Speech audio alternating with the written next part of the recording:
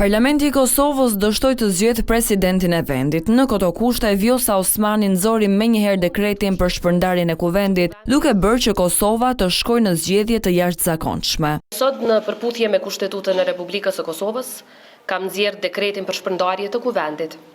Dhe nëpërmjet këtij dekreti po kryej detyrimin kushtetues, i cili është i përcaktuar qartë. Osmani u shpreh më tej se askush nuk do duhej të dëshironte një situatë krize politike, sidomos në këto momente kur vendi ka nevojë për stabilitet. Këtu e sollën vendin njerëz të papërgjegjshëm e me qëllime të rrezikshme. Askush nuk do duhej të dëshironte një cikël tjetër politik, sidomos në këtë moment kur vendi ka nevojë për stabilitet.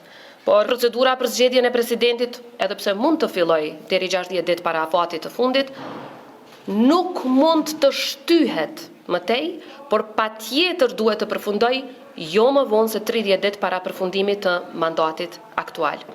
Pra afati përfundimtar është i qartë, ka qenë mbrëm në mesnatë dhe presidenti nuk mund të zgjedhet pas këtij momenti. Presidentja Osmani i ka ftuar krerët partijak për të diskutuar datën e zgjedhjeve të reja, por partia vetëvendosje nuk ka marrë pjesë, pasi ajo do t'i drejtohet kushtetueses për dekretin për shpërndarjen e kuvendit.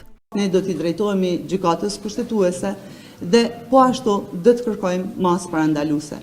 Presim dhe bëjmë thirrje që të trajtohet me prioritet për shkak të rëndësisë së kërkesës. Mbrëmjen e të njëjtës, në mungesë të kuorumit të deputetëve, kryetaria e kuvendit u detyrua ta ndërpresë seancën. Vetëm 66 deputetë të shumicës parlamentare morën pjesë në seancë, e cila nga ana tjetër u bojkotua tërësisht nga partitë politike opozitare.